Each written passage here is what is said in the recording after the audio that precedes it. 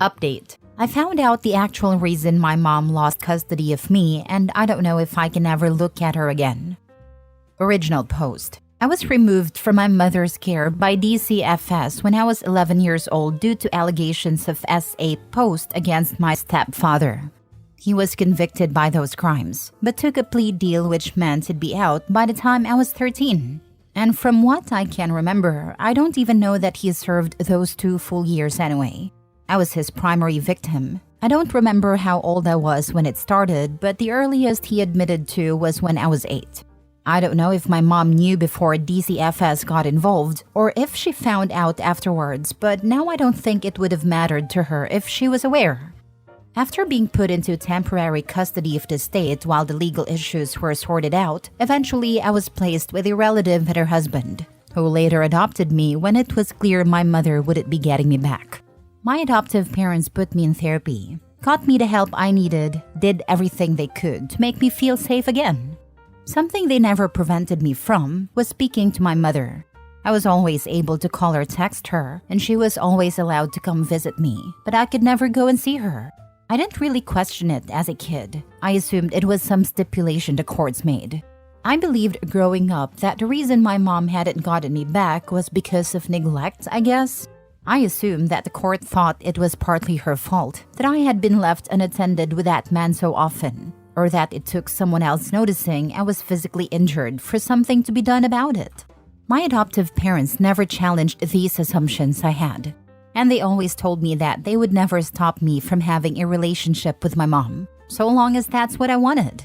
Once I turned 18, my mom and I started talking more frequently, but we didn't see each other in person often.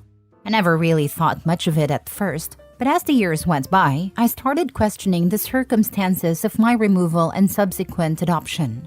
I was confused as to why a woman with no prior issues with the law would have had her child taken from her in such a cut and dry way. I decided to ask my adoptive parents about it, and they very gently informed me that my mother was told that in order for her to regain custody of me, her husband, my abuser, would be required to leave the home and could not under any circumstances come near me. Not only because he was an offender, but because I was the victim. My mother evidently could not meet these conditions, and so I was adopted by my relatives. When I worked up the courage to ask my mom if it was true, she didn't deny it. She told me she loved him, that he was a good man who made a mistake. They said that she could have her daughter or she could stay with her husband, and she chose him. She picked him over me. I don't even know what to do with the things I'm feeling now. I feel sick just thinking about it. She's my mother and she knew what he did. He was convicted of sexually abusing her 11-year-old child, and she refused to leave him. For the past 12 years, she has willingly slept in a bed next to the man that assaulted her daughter. She has stayed married to the man who hurt me. My adoptive parents said they were advised by the therapist to let me figure it out in my own time, as my mother, despite picking that man over me, never made any move to have me near him again. She just wasn't willing to make him leave so that I could be with her. Evidently, the therapist thought it would be more detrimental in the long run to keep me from communicating with my mother entirely. None of that makes me feel better. The past few days have felt like a nightmare. I don't understand how she could stay with him. I don't understand why she chose a monster over her child. I'm trying to understand why my adoptive parents didn't tell me, but to be honest, I don't really understand their reasoning either. My mom has been texting me, but I haven't answered. I can't even think about her without feeling nauseous, or so angry I want to cry, or both. My adoptive parents keep checking in on me, but I've only answered the phone for them because I don't want them to drive here out of concern. I really don't even know what to do anymore. Now for the top comments before reading the update. Your adoptive parents consulted with medical professionals on how to deal with this. They took that advice because they didn't want to cause you more harm and because they love you. They were putting you first because you were their priority over their own feelings. How do I know that? Because I had a family member in a similar situation. It ripped them to pieces every time their child had contact with a parent that refused to protect them, knowing that child was being harmed repeatedly.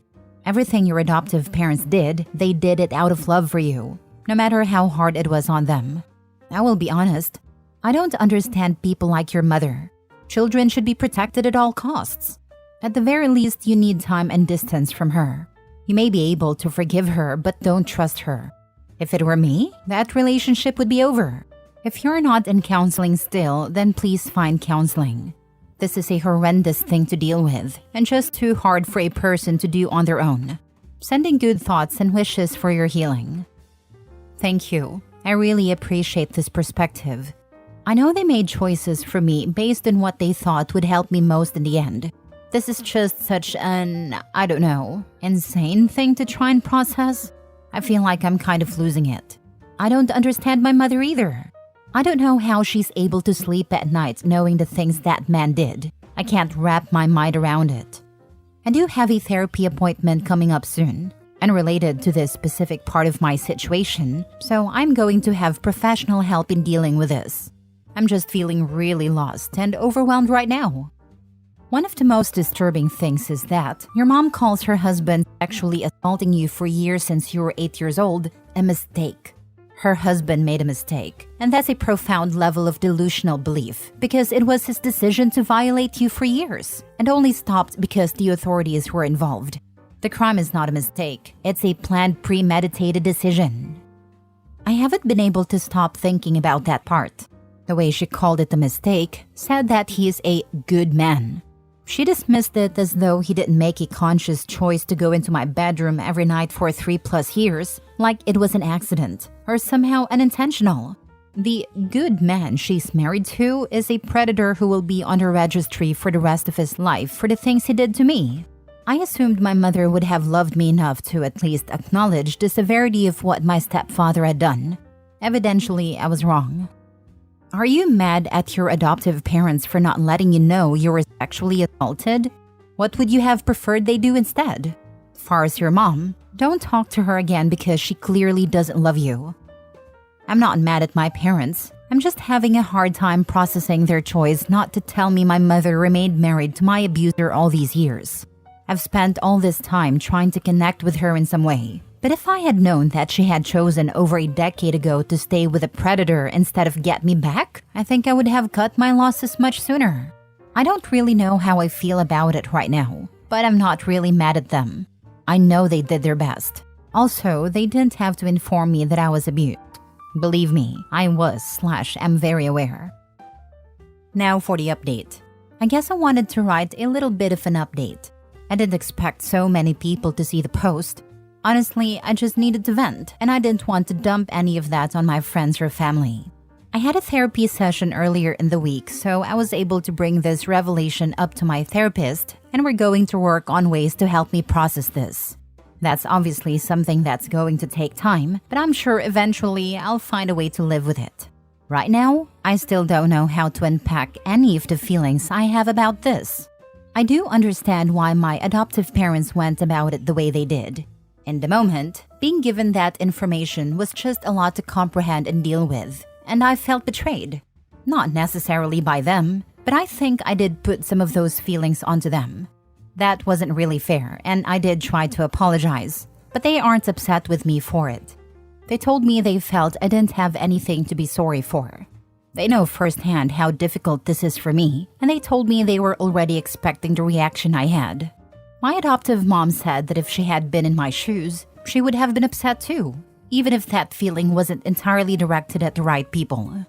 I did speak to them about how I felt and ask if they could tell me a little more about why they decided to handle it the way they did. They said that when they got custody of me and saw all the ways the trauma from my early childhood manifested, they wanted to do everything they could to make sure I would be able to grow up as cared for and well-adjusted as possible. When the therapist encouraged them not to tell me the truth or challenge my belief that I'd been removed from my mom because of neglect, they followed that advice. The doctors and my parents thought it was best for me to realize and understand my mother's choice on my own. They said I had already been failed by so many adults in my life who were supposed to protect me, and they didn't want to add to that list. My adoptive dad also mentioned wanting me to be able to enjoy at least part of my childhood without a revelation like that hanging over my head. Looking back on it all, I really appreciate that. I don't remember much of my childhood up until I was placed in my adoptive parents' custody, and what I can remember isn't great, but the childhood they gave me made up for that in spades. I know the choices my adoptive parents made for me were made with my best interest in mind. I love them, and I know everything they did was out of love for me too. I feel like people misinterpreted what I was saying in my last post about my feelings toward them, so I just wanted to clarify that part. Regarding my mother, I essentially told her that I wasn't interested in speaking again, given everything I know now. I don't know how she took it because I've since blocked her number. My parents have agreed to reiterate that message from me if she contacts them, but I don't think she will. I'm never reaching out to her again. I can't do it. I think part of me is always going to wonder why she did the things she did. But based on all the answers she's given to my questions so far, I'm not sure her honesty would be very helpful to me in the long run. Thank you for your words of encouragement and kindness. I really needed them in that moment, and I truly appreciate you all for it. Proud of you. I'm glad everything worked out. Keep your mom out of your life. Finally, we have a post where the kid's treating the adoptive parents with love and respect. I didn't read your first post until I saw this edit. I look at my precious 2-year-old and I really can't understand what parents wouldn't get rid of people who would hurt their precious one. I held my little one as a potato, saw him take his first steps, watch him develop and grow. My heart hurt earlier today when my toddler hit me unintentionally in the mouth and I yelped loudly in pain and saw his little lip quiver as he started to cry. I held him so tightly because even though he hurt me, he felt it more. I would get rid of anyone who hurt my son. I'd have to fight off any murderous rage. Your birth mom failed you massively. I'm glad you've got your adoptive family. Last story. Am I the a-hole for laughing when my mom said she'd hope I would care for my stepdad in his old age? For some context, my mom broke up our family when I was 6 and my brother was 11 to be with my stepdad. Our dad moved to a neighboring state, and we only got to see him every other weekend. I've only connected all these details as an adult. My brother and I are now both in our 30s, and my dad didn't share details of the divorce until the last few years. To say I lost a lot of respect for my mom and stepdad is an understatement. My mom chose to replace our dad with an angry alcoholic and thought we'd make a big, happy family. Hint, it never happened. I forgive them, it was years ago, but the respect is gone. Growing up with them was stressful and like walking on eggshells. If I had a disagreement with my stepdad, my mom would come home and only talk to him about what happened before giving me a punishment. The day my brother graduated high school, he moved out. We both had nothing but disdain for my stepdad. He got drunk every single day and was mean. Not physically, but verbally. I'll never forget being called a whore for going on a date with my boyfriend or the time we followed a young woman to her home after she flipped us off on the road. After I became an adult and got married at a young age, our relationship improved. I've now been married for almost 13 years, and we have 2 little girls together. When my stepdad comes to our house, we get along great. When we went back to their home for Thanksgiving a few years ago, it was very stressful. Many parts of me felt like I was stepping back into high school again. Fast forward to a conversation I had with my mom recently. We were discussing children taking in their parents in their old age. Something I might add, my mom never did for my grandma after my grandpa died. Why? Because my stepdad couldn't live with her.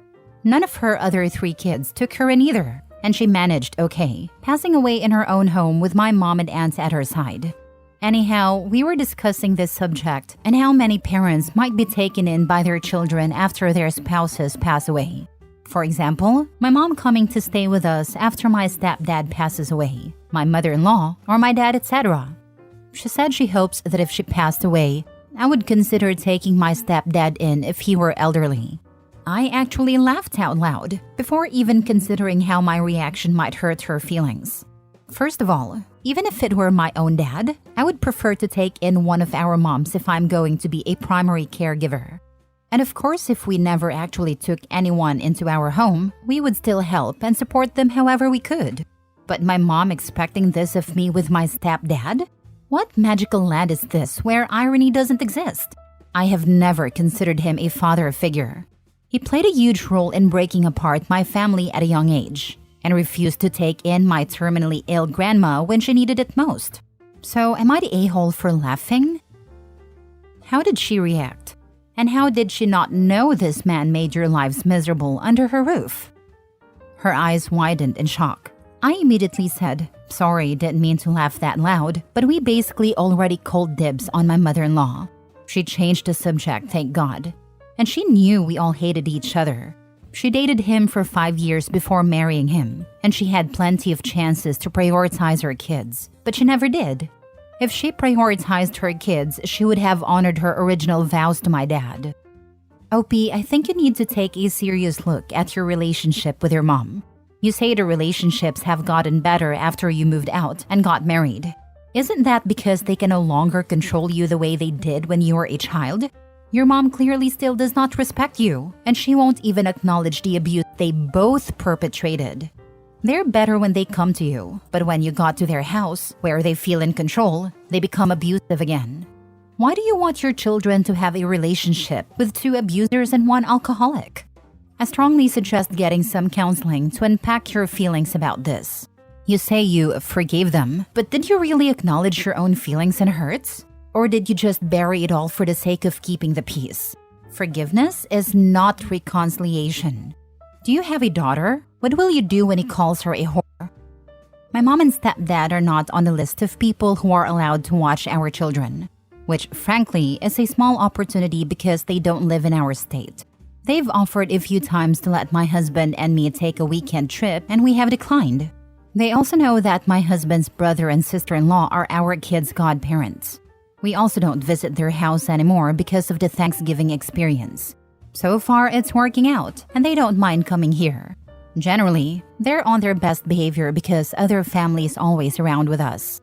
I might seek a counselor because, besides venting to my husband, I really don't know how to come to terms with how I feel about them after learning the whole truth about their relationship.